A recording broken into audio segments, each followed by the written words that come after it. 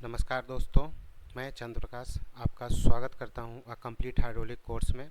आज हम module 4 hydraulic system design and operation पर चर्चा करेंगे। इस मॉड्यूल में हम जानेंगे कि हाइड्रोलिक सिस्टम डिज़ाइन कैसे किया जाता है, ओपन लूप और क्लोज लूप सिस्टम क्या होते हैं, लोड और प्रेशर की गणना कैसे करते हैं, हाइड्रोलिक सिस्टम में एनर्जी इफ़िशियंसी को कैसे बढ़ाया जाता है। अगर आप इंडस्ट्रियल मशीनरी, ऑटोमोबाइल, कंस्ट्रक्शन या किसी भी ऐसी इंडस्ट्री में काम करते हैं जहां हाइड्रोलिक सिस्टम का उपयोग किया जाता है, तो यह मॉड्यूल आपके लिए बेहद महत्वपूर्ण साबित होगा। तो चलिए बिना देरी के शुरू करते हैं हम अपने अगले मॉड्यूल इस मॉड्यूल के इंट्रोडक्शन। पहले हम आपको एक बार इंट्रोडक्शन दे देते हैं। हाइड्रोलिक सिस्टम डिज़ाइन क्यों करना है हमको। हाइड्रोलिक सिस्टम का डिज़ाइन, हम हाइड्रोलिक सिस्टम को इफ़िशियंसी इंक्रीज़ करना, हम ये चाहते हैं कि हमारा जो सिस्टम है उसकी इफ़िशियंसी अच्छी हो, जो हमारा सिस्टम बने। तो सबसे पहले हम यह समझेंगे कि हाइड्रोलिक सर्किट डिज़ाइन क्यों करते हैं। इसको हम इसलिए करते हैं ताकि हमारा जो सिस्टम है एक प्रॉपर डिज़ाइन हो और प्रॉपर डिज़ाइन के साथ उसकी इफ़िशियंसी अच्छी रहे और प्रॉपर सेफ्टी के साथ वर्क करे। इसके लिए हमें जो की फैक्टर्स हमारे होते हैं, वो सिस्टम टाइप हमारा किस टाइप का सिस्टम है वो हमें पता होना चाहिए। लोड रिक्वायरमेंट्स हमारी कितनी है वो पता होना चाहिए। कंपोनेंट, प्रॉपर एक कंपोनेंट सेलेक्ट करना है अगर हमको, तो हम किस बेसिस पे एक कंपोनेंट को सेलेक्ट करेंगे। ओके, तो इसके लिए हम बेसिक से चालू करते हैं। सबसे पहले हम हाइड्रोलिक सर्किट के बारे में जानेंगे। हाइड्रोलिक सर्किट मेनली दो तरह की होती है, open loop and close loop. Open loop system open loop system ऐसे सिस्टम को कहते हैं जहाँ पे fluid flows in one direction, जहाँ पे फ्लूइड हमारा केवल एक डायरेक्शन में फ्लो करेगा एंड रिटर्न करने के बाद में वो रिजर्वायर में जाएगा, डायरेक्ट रिजर्वायर में। और ये इसके कुछ फ़ायदे ये हैं कि ये कॉस्ट इफ़ेक्टिव होता है, सस्ता होता है और एकदम सिंपल होता है, इजी टू अंडरस्टैंड होता है एंड ये बेसिक एप्लीकेशन के लिए यूज़ किया जाता है open loop system. Close loop system fluid circulate करता है continuously without returning to the reservoir. मतलब एक बार हमारा अगर फ्लूइड सिस्टम में इंटर किया तो वो कंटिन्यू फ्लूइड को सप्लाई करेगा और उसका फ्लूइड टैंक में रिवर्स नहीं जाएगा, जबकि बल्कि वो पूरे सिस्टम में सर्कुलेट होता रहेगा। मोर इफ़िशियंट होता है ये as compare to open loop system and ये प्रिसाइज कंट्रोल एप्लीकेशन के लिए यूज़ किया जाता है। ओके,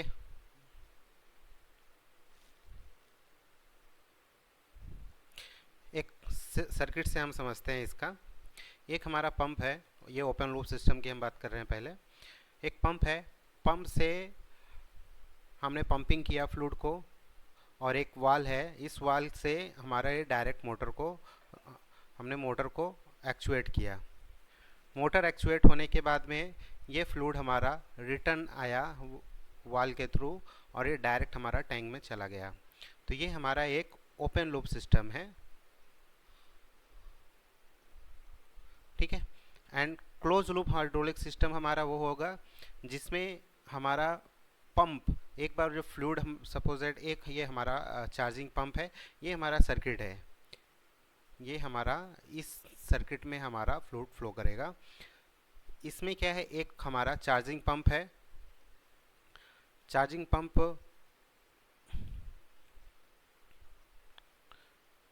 इस बार हमने इस पंप से फ्लूइड को चार्ज किया।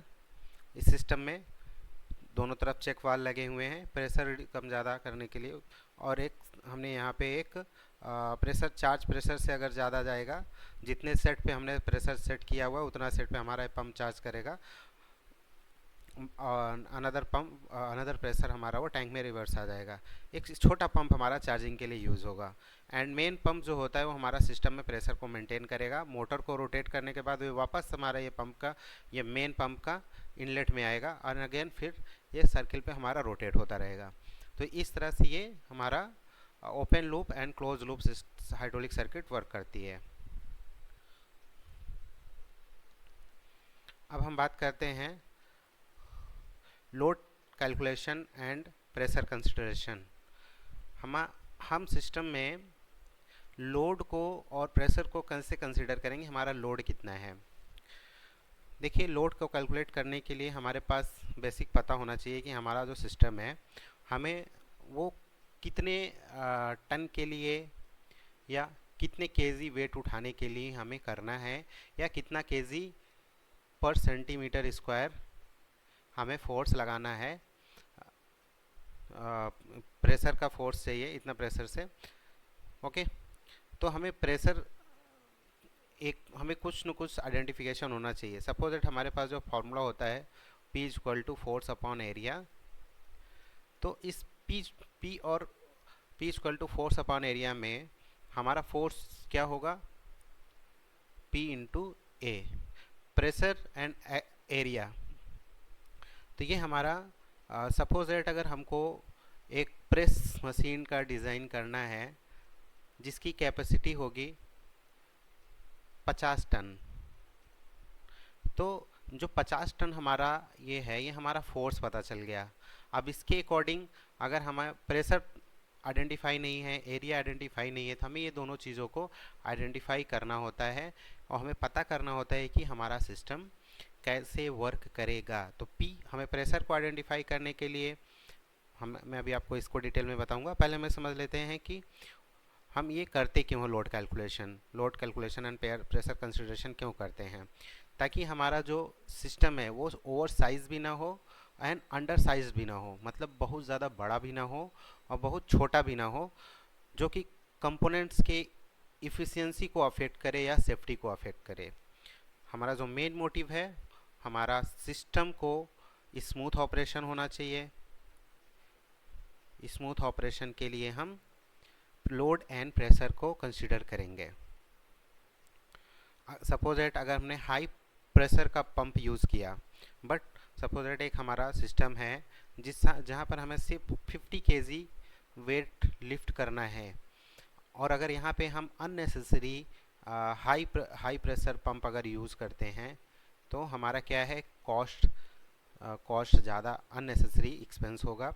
तो इसके लिए हम ओवर साइज नहीं लेना है, अंडर साइज भी नहीं लेना है, ताकि वो स्मूथ ऑपरेशन हो। ठीक है, दोनों तरह से हमको ये देखना है। Consider working pressure, peak load and fluid velocity. हम load calculation and pressure consideration को आगे करेंगे। हम इसको थोड़ा एक बार और डिटेल में समझते हैं। फोर्स एंड स्पीड को हम कैसे कैलकुलेट करेंगे। हमारा जो सिलेंडर का फोर्स होगा वो pressure into cylinder area. Suppose that हमें अगर 50 टन का अगर हमें लोड उठाना है, तो 50 टन के अकॉर्डिंग हमारा जो प्रेशर है वो प्रेशर सिस्टम में कितना होना चाहिए एंड सिलेंडर हमारा कैसा होना चाहिए। तो इसके लिए हम सबसे पहले क्या करेंगे, हम हमारा एक जो मैन्युफैक्चरर होते हैं, pump manufacturer and cylinder, pump and cylinder, इनके कैटलॉग पे जाएंगे। कैटलॉग से हम अपना रिक्वायर्ड, हमें सपोज 50 टन का लोड के लिए हम प्रेशर एंड सिलेंडर दोनों तरह का हम वहाँ से चूज़ करेंगे। बट वो हमने चूज़ किया, उनका बताया हुआ डाटा हमने लिया, बट उस डाटा को हम अपने यहाँ से वेरीफाई करेंगे। सपोज दैट हमने पंप का प्रेशर लिया, पंप के प्रेशर के अकॉर्डिंग हमारा जो लोड आ रहा है, फोर्स आ रहा है, वो वेरीफाई हो रहा है या नहीं हो रहा है, उसको एक बार वेरीफाई करेंगे। और हमारा जो सिस्टम का स्पीड है, हमारा सिस्टम का स्पीड भी एक्चुअल होना चाहिए। ठीक है, तो इसके लिए सपोज दैट एक सिलेंडर हमने जो चूज़ किया, उस सिलेंडर का बोर्ड आया है बोर डाया डी है, और रॉड का जो डाया हमारा है स्मॉल डी है। तो जो हमारा एरिया इससे आ रहा है बोर बोर का जो हमारा एरिया आ रहा है, बोर का एरिया हमारा कितना हो गया, A1 हो गया, और इधर का एरिया हमारा क्या हो जाएगा, A2 हो जाएगा। ठीक है, ठीक है। तो इस तरह से हम फोर्स कैलकुलेट करेंगे, P1 into A1 minus P2 dot A2।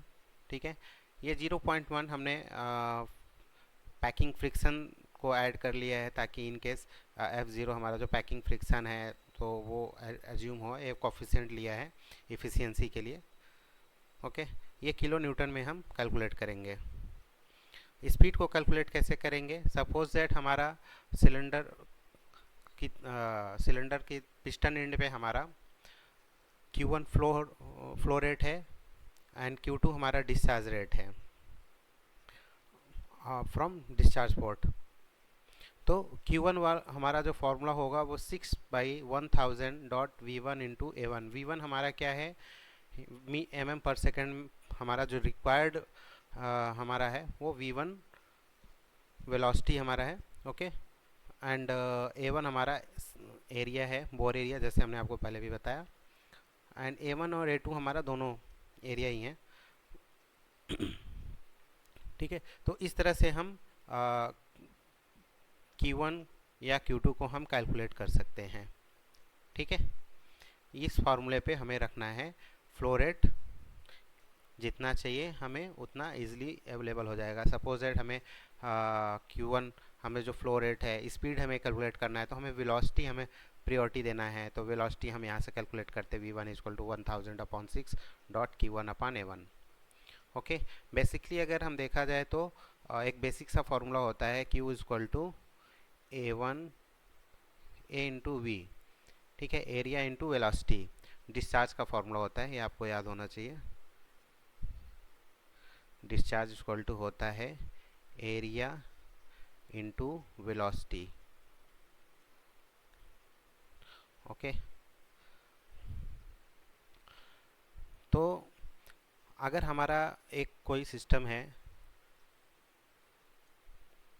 ये यहाँ पे A1 एरिया है और इधर A2 एरिया है।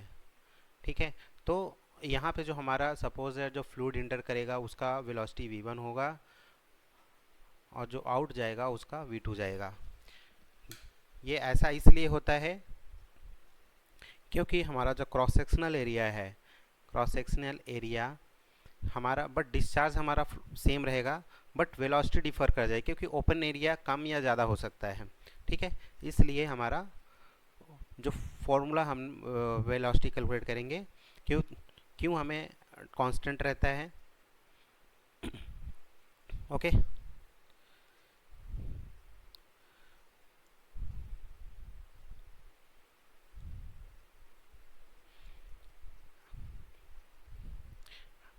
अब हम आपको एक एग्जांपल से समझाते हैं। ये एक हमारा सिस्टम है, इस सिस्टम में एक F1 फोर्स अप्लाई किया जा रहा है, और F2 फोर्स को लिफ्ट करना हमारा टारगेट है। 1000 किलो न्यूटन का हमारा एक लोड है, इसको उठाना है। तो इसके लिए अगर सपोज इट हमें पता करना हो हमारा सिस्टम का प्रेशर कितना है, सिस्टम का प्रेशर कितना है वो आइडेंटिफाई करने के लिए हमें F1/A1 जो हमारा फोर्स है उसका प्लस ये एरिया हम कितना ले रहे हैं, इसके अकॉर्डिंग हम प्रेशर कैलकुलेट कर लेंगे कि प्रेशर हमारा कितना आ रहा है। ठीक है, क्योंकि हमारा जो हमने आपको पहले बताया था पास्कल लॉ क्या कहता है, पास्कल लॉ के अकॉर्डिंग अगर हम किसी फ्लूइड जो एक कंटेनर में भरा हुआ है, अगर इसमें हम फोर्स अप्लाई करते हैं तो वो उसका जो प्रेशर होगा वो पूरे कंटेनर में सेम होगा, एंड जो फोर्स अप्लाई होगा वो उसके वॉल पे इक्वली 90 डिग्री पे अप्लाई होगा। ठीक है, तो ये जो फोर्स हमने अप्लाई किया, F1 अप्लाई किया, वो F1 क्या है, इसके पूरे एरिया पे अप्लाई होगा। ठीक है, तो इसका एरिया ज़्यादा होने की वजह से हम सपोज दैट P हमें कैलकुलेट करना है, तो हमें अगर F1 पता है, ये पता है, F2 नहीं पता, F2 पता है बट क्या हमको एरिया कितना ये एरिया होना चाहिए 1000 को लिफ्ट करने के लिए, तो ये हम इजीली कैलकुलेट कर सकते हैं। या फिर अगर हमको ये वाले सिस्टम हमें अपना A1 नहीं पता, तो हम A1 कैलकुलेट कर सकते हैं फ्रॉम दिस फार्मूला। ओके, कैसे कैलकुलेट करेंगे? अभी सपोज इट अगर भी हमको ये नहीं पता कि हमारा ये एरिया कितना A1 कितना होगा, ये हमको नहीं पता, बट हमको ये पता है कि हमारा ये एरिया 50 सेंटीमीटर स्क्वायर है। ठीक है, तो हम इसको कैलकुलेट कैसे करेंगे? F1 upon A1 is equal to F2 upon A2। Okay, हमें कैलकुलेट करना है A1 को, तो A1 इज इक्वल टू क्या हो जाएगा?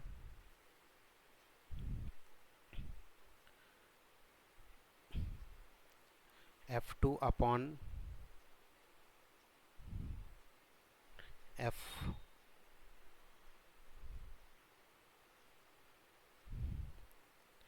F2 अपॉन A2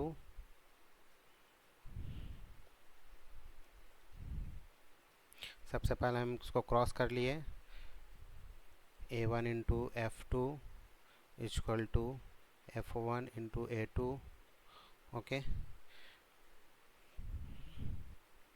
A1 हमारा क्या हो जाएगा? F1 into A2 divided by F2। Okay, अब हम इस फार्मूले पे रखते हैं तो हमारा क्या आएगा? F1 हमारा कितना है? F1 हमारा 40 किलो न्यूटन है, 40 किलो न्यूटन है इंटू एरिया, सेकेंड एरिया हमारा कितना है? ये यहाँ पे देखिए 50 सेंटीमीटर स्क्वायर है, हमने 50 सेंटीमीटर स्क्वायर ले लिया। एंड हमारा 1000 क्या है? लोड है F2 जो हमको उठाना है। ठीक है, अब हम इसको कैलकुलेट करते हैं। 50, 10 से 10 ये कट गया, 5 इंटू 2, 2 इंटू 2। ओके, तो 2 सेंटीमीटर स्क्वायर हमारा जो कैलकुलेट करने के बाद हमारा एरिया आ गया। हमारा एरिया कितना होना चाहिए? तो सपोज ये हमारा क्या आ गया? ये 2 सेंटीमीटर स्क्वायर ये हमारा आ गया कि हमारा जो सिलेंडर है, हम जो वर्किंग फोर्स जहाँ से हमारा अप्लाई होगा, कम फोर्स में ज़्यादा लोड हमको उठाना है, तो हमको 2 सेंटीमीटर स्क्वायर चाहिए। हम जो लोड अप्लाई करने की हमारी कैपेसिटी है 40 किलो न्यूटन की। तो अब इसके अकॉर्डिंग अगर हमें ये पता चल गया 2 सेंटीमीटर स्क्वायर है, तो सिस्टम का प्रेशर हमारा कितना होगा? P कैसे कैलकुलेट कर लेंगे? फिर P इज इक्वल टू हो जाएगा F1 अपॉन A1। F1 हमारा कितना है? 40 किलो न्यूटन, और A1 हमारा कितना है? 2 आ गया, तो 2 2 2 4 20। ठीक, हमारा कितना आ जाएगा? 20 किलो न्यूटन पर सेंटीमीटर स्क्वायर। ये हमारा प्रेशर आ गया। इतने फोर्स को हमें अप्लाई करना पड़े, इतना प्रेशर हमें कैपेसिटी, इतने प्रेशर कैपेसिटी का हमको पंप का ज़रूरत पड़ेगा, या फिर इतना हमारा लोड लगेगा अगर कुछ इस तरह का सिस्टम हम डिज़ाइन करते हैं तो। ठीक है, ये F2 कैलकुलेट करने के लिए है। ओके, इसमें कुछ हमारे जो बेसिक यूनिट हैं जो कन्वर्जन के लिए यूज़ किए जाते हैं वो याद कर लीजिए आप। 1 मेगा पास्कल इक्वल टू होता है 145.04 PSI।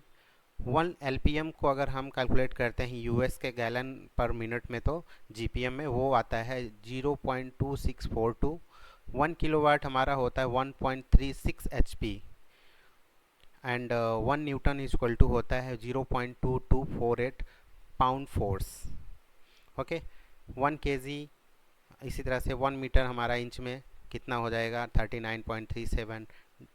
ठीक है, डिग्री फॉरेन हाइट को अगर हम कन्वर्ट करते हैं डिग्री सेल्सियस में, तो उसके लिए हमारा जो फॉर्मूला होता है 9/5 degree Celsius plus 32 degree Celsius का जो वैल्यू हम यहाँ पे रखेंगे तो फॉरेन हाइट में कैलकुलेट हो जाएगा। ठीक, तो इस तरह से हम ये बेसिक हम फोर्स को और लोड को प्रेशर को कैलकुलेट करेंगे अपने सिस्टम डिज़ाइन के लिए।